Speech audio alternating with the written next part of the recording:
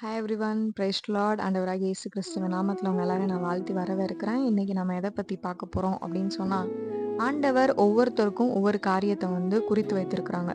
அந்த குறித்த காலத்துக்கு நம்ம எல்லாருமே காத்திருக்கிறோம், கரெக்டா? அந்த காத்திருக்கிற காலத்துக்கு முந்தின காலம் ஒரு வனாந்தரம் தான். அந்த வனாந்தரத்தை கடந்து தான் ஒரு ஏதேனையோ இல்லைன்னா ஒரு ஏலிமையோ ஒரு கானானையோ நம்ம பார்க்க முடியும். அப்போ இயேசு கிறிஸ்துவுக்கும் அதே இதுதான். ஆண்டவர் அபிஷேகம் பண்ணப்பட்ட உடனே ஆவியானவர் அவரை வனாந்திரத்துக்கு கூட்டிட்டு போறாங்க. அந்த வனாந்திரத்துல ஒரு 3 டெஸ்ட்டை பாஸ் பண்ணதுக்கு அப்புறம் தான் அவர் ஊழியத்துக்குள்ளேயே போறாரு. இன்னைக்கு நமக்கான காரியத்தை நம்ம ஃபேஸ் பண்ணோம்னா, இந்த 3 விஷயத்த கண்டிப்பா நம்ம பாஸ் பண்ணியே ஆகணும். என்ன 3 விஷயம் தெரியுமா? முதல்ல டிப்ரஷன். இன்னைக்கு சத்துரு நமக்கு குடுக்குற பெரிய காரியம் அதுதான். ஏன்னா இயேசு கிறிஸ்துவுக்கு அவன் சொல்றான், நீங்க மேல இருந்து நீங்க கீழே குதிங்க, அப்போ தூதர்கள் உங்களை சுமந்து கொண்டு போவாங்க அப்படின்னு சொல்றான். அப்போ ஆண்டவருக்கு அது கண்டிப்பா தெரியும். ஆனா ஆண்டவர் தேவனை பரீட்சை பார்க்கல. இன்னைக்கு நம்மளோட லைஃப்ல ஆண்டவர் வார்த்தை கொடுத்துருக்காங்க. ஆனா நம்ம அது எந்த அளவுக்கு சந்தோஷமா எடுத்துக்கிறோம். தேவையில்லாத காரியத்தை யோசிச்சு யோசிச்சு நடக்காதோ, ஆண்டவர் மறந்துட்டாரோ, ஆண்டவர் செய்ய மாட்டாரோ, ஒருவேளை நம்ம பண்ண தப்பெல்லாம் ஆண்டவர் நினைச்சு பார்த்து அது நிமித்தம் நம்மளை பழி வாங்குவாங்களோ அப்படின்னு தேவையில்லாத காரியத்தெல்லாம் நம்ம நினைக்கிறத விட்டுட்டு, கர்த்தருக்குள்ள நம்ம மகிழ்ச்சியா இருக்கும்போது நமக்கு இந்த தேவையில்லாத டிப்ரெஷன் நமக்கு வரவே வராது. நீங்க பாருங்க, கர்த்தருக்குள்ள மகிழ்ச்சியா இருக்கிறது தான் உங்களுடைய பலன். உங்க பலனை அடிக்கணும்னு அவன் யோசிச்சிட்டானா, எந்த ஒரு பேஸ்மெண்ட்டே அவன் தொடுறதுக்கு அவன் யோசிக்கவே மாட்டான். உங்களுடைய பேஸ்மெண்ட் உங்களுடைய ஃபவுண்டேஷன் கிரைஸ்டா மட்டும் தாங்க இருக்கணும். நீங்க ஒரு நாளும் சத்ருவை பார்த்து, தேவையில்லாத காரியத்தை பார்த்து, மெயினா உங்களை சுத்தி இருக்கிறவங்க, அவங்களுக்கெல்லாம் நடக்குது நமக்கு நடக்கல அப்படின்ற காரியத்தை நீங்க பார்க்கவே கூடாது. அப்பதான் நம்ம இன்னும் டிப்ரெஷன் ஆகும். டிப்ரெஷன் ஆகுற டைம்லலாம் ஆண்டவருடைய வார்த்தைக்கு நேரா உங்க இருதயத்தை செலுத்துங்க. கர்த்தர் உங்களை நடத்துவாங்க. 2வது காரியம் என்னன்னு பார்த்தீங்கன்னா, டிஸ்ட்ராக்ஷன். டிஸ்ட்ராக்ஷன் சத்துரு ஈஸியா நமக்கு குடுத்துருவான். இப்ப ஆண்டவருடைய வார்த்தைக்கு நேரா நம்ம ஒரு அலைன்மெண்ட்ல நிக்கிறோம்னா, நம்மள அவன் ஈஸியா டிஸ்ட்ராக்ட் பண்ணணும்னு தான் நினைப்பான். அப்போ அவன் அந்த காரியத்துக்கு என்ன சொல்லுவான், நம்ம கண்ணு முன்னாடி ஒரு காரியம் இருக்கு, இதை நீ இப்படி மாத்தி பாரு. இயேசுவுக்கு அவன் அதான் சொன்னான், நீங்க இந்த கல்லுகளை நீங்க அப்பங்களாகும்படி செய்யுங்க. அப்போ அது ஆண்டவரால முடியும். ஆனா அவர் அந்த இடத்துல செய்யல.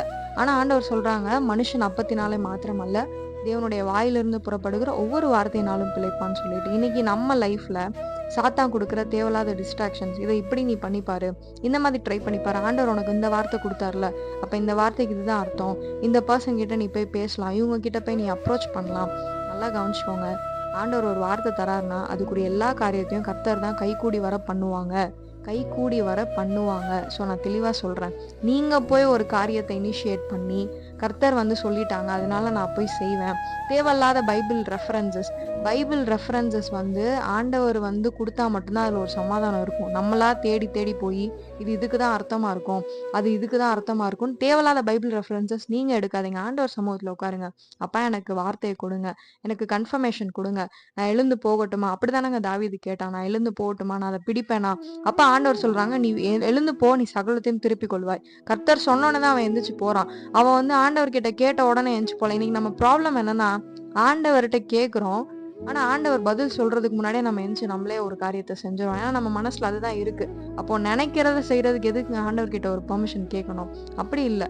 நம்ம ஆண்டவர் சமூகத்துல எல்லா காரியத்தையும் கேட்போம். தேவையில்லாத டிஸ்ட்ராக்ஷன்ஸ் சத்துரு கொடுக்கும்போது, நம்ம ஆண்டவருடைய வார்த்தைக்கு நேரம் நம்மளோட இருதயத்தை செலுத்தும் போது கண்டிப்பா நம்மள அவன் டிஸ்ட்ராக்ட் பண்ணவே முடியாது. ஸோ 3வது காரியம் ரீப்ளேஸ்மெண்ட். ஆண்டவர் நமக்குன்னு கொடுக்க வேண்டிய ஆசீர்வாதத்தை தாண்டி அவன் தேவையில்லாத காரியத்தை நம்ம லைஃப்ல இன்க்ளூட் பண்ணணும்னு நினைப்பான். அதுதான் சத்துரு பண்ணா இயேசு கிட்ட. நீங்க என்னை பணிந்து கொள்ளுங்க, அப்ப பூமியில இருக்கிற எல்லாத்தையும் உங்க கையில நான் கொடுப்பேன்னு சொன்னான். ஆண்டவர் பணிந்து கொள்ளல. ஆனா இயேசு கிறிஸ்து இறந்து 3ஆம் நாள் உயிர் தெழுந்ததுக்கு அப்புறம் உலகத்துல இருக்கிற மொத்த அதிகாரத்தையும் பிதாவாகிய தேவன் அவருடைய பாதப்படியில வச்சாராம். அன்னைக்கு அவர் பணிந்திருந்தாருன்னா இந்த ஒரு ஒட்டுமொத்த அதிகாரம் இயேசு கிறிஸ்து கிட்ட அன்னைக்கு கிடைச்சிருக்காது. இன்னைக்கு நம்ம லைஃப்ல எதெல்லாம் நம்ம அக்செப்ட் பண்ணிக்கிறோம், சாத்தான் கொடுக்குற சின்ன சின்ன சந்தோஷம், சின்ன சின்ன சின்ஃபுல் பிளஷர்ஸ், இதெல்லாம் நீங்க அக்செப்ட் பண்ணிட்டு உங்க லைஃப்ல நீங்க கோ த்ரூ பண்ணீங்கன்னா, ஆண்டவர் கொடுக்குற எட்டர்னல் ஹாப்பினஸ் உங்களால அனுபவிக்கவே முடியாது. நம்ம அப்படி ஒரு ஒரு பாவியா ஆயிடவே கூடாதுங்க. ஆண்டவர் கொடுக்குற சந்தோஷம் அந்த எட்டர்னலா இருக்கும். சாத்தான் குடுக்குற மாதிரி ஒரு சின்ன சின்ன பிளஷர், யாருக்கும் தெரியாம சின்ன சின்ன பிளஷர்ஸ் நமக்கு தேவையே கிடையாது. ஆண்டவர் குடுக்குற அந்த எட்டர்னல் ஹாப்பினஸ்க்காக வெயிட் பண்ணுங்க. கர்த்தர் நிச்சயம் உங்களை உயர்த்துவாங்க. ஸோ அந்த 3 காரியம் தான். முதல்ல நம்ம பார்த்தோம் டிப்ரெஷன், 2வது டிஸ்ட்ராக்ஷன், 3வது வந்து ரீப்ளேஸ்மெண்ட்.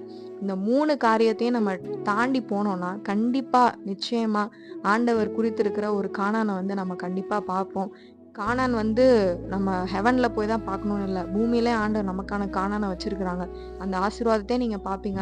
பரலோகத்திலே உங்களுக்கான ஆசீர்வாதத்த நிச்சயம் ஆண்டவர் காண பண்ணுவாங்க. ஸோ கர்த்தருடைய பலத்துல நம்ம சார்ந்து இருப்போம். ஒரு நாளும் உங்க பலத்துல நீங்க நிக்கவே முடியாதுங்க.